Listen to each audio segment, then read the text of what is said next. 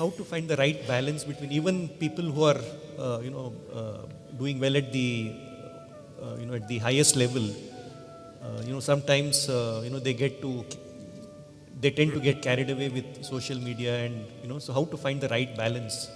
Because we didn't have these issues when we were playing. So we could be very focused. It's a big distraction these days. No, even then there were distractions. There were no girls in your neighborhood. No, more distractions now.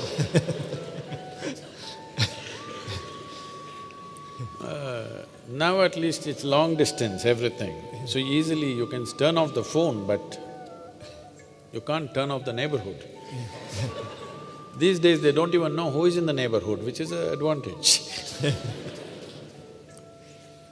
Now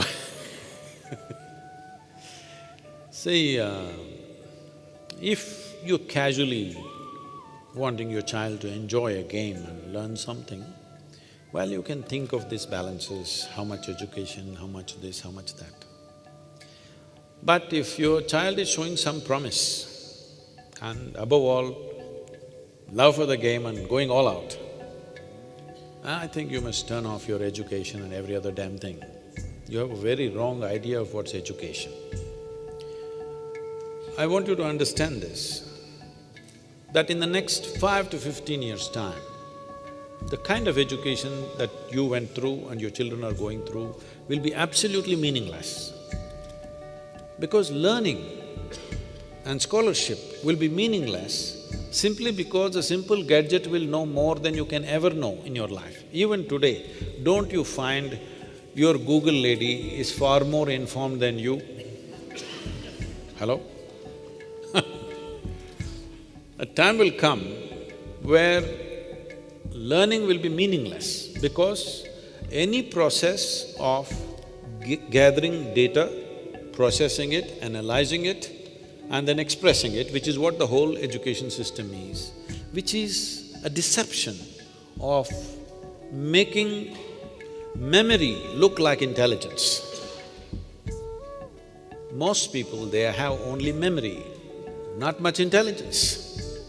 But they're posing their memory as intelligence. So if you… how many GB are you? I'm saying today there is a phone with 600 GB. Can you compete, I'm asking? Can you compete in memory? So our education is creating this deception that memory is intelligence. Memory is not intelligence. Memory is just information. Information is useful, it doesn't matter where it is. I don't have to carry it in my head, I can carry it in my phone, all the information I want. Today in United States, I was just amazed. If you go to your physician, well, I did not go to… as a client, but I was there because of something else that I was supposed to do in that hospital, and he had 2, 3 more patients to look at. He's like one of the well-known, reasonably well-known physician. And every time patients say something, all this he looks at and their blood reports, this, that, everything he looks at. And he's got that old fat BlackBerry phone. He opens up that phone and looks at this, and based on that, he's treating them. I said, what the hell are you looking at the phone instead of looking at the people? He said, no Sadhguru, the entire medical textbooks that are available are on my phone. And it analyzes for him what he wants. And if he types out a few words, it gets to him to the point where he needs to know, and based on that, he treats. It's considered normal. Well, a time is coming in the next 5 years or 10 years where he will not be needed. The phone will do it by itself. Machine learning and artificial intelligence is just a step away. Once that comes, this form of education will be meaningless altogether, absolutely meaningless. So, pretending that memory is intelligence has to go. Memory is not intelligence. This is how a city slick boy is looking smarter than the village boy. If you leave him out there, he won't be able to do a thing, but he has information. Because of information, he is looking like he's intelligent. This has to be destroyed.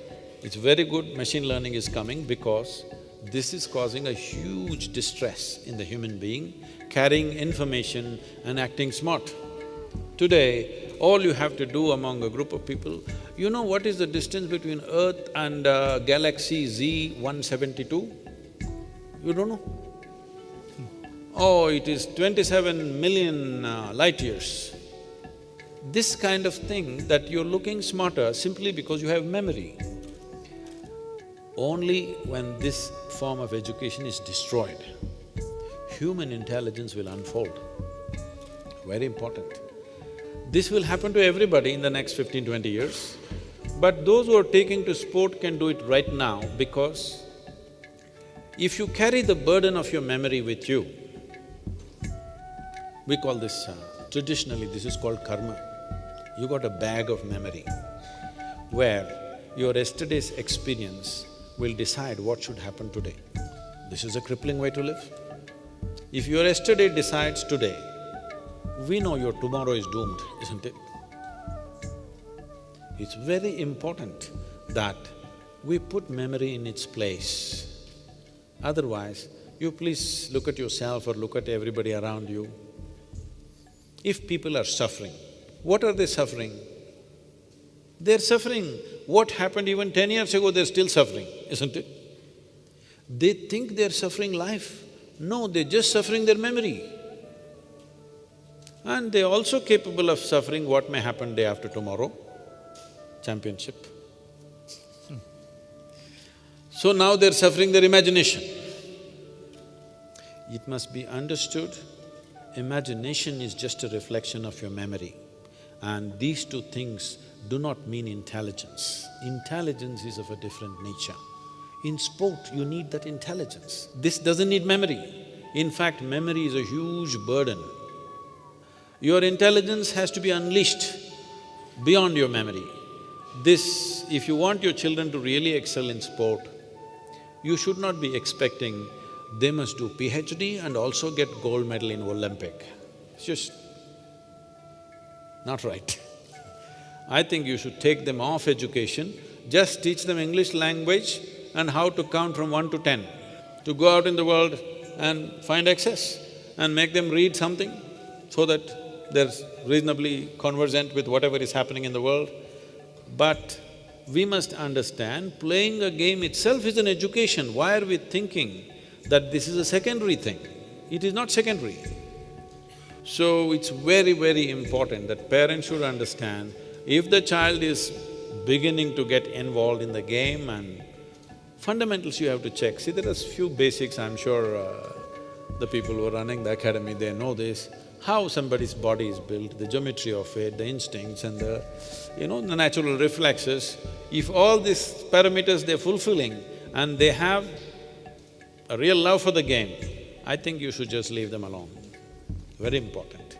You just make sure they read different varieties of books and the newspaper and something else to know what's happening in the world so that they don't look isolated. But regular education, what are they going to do reading chemistry and physics? There is a lot to learn about the sport itself because you can approach sport in a scientific manner. There is… if you can study for a lifetime and still not know the game fully.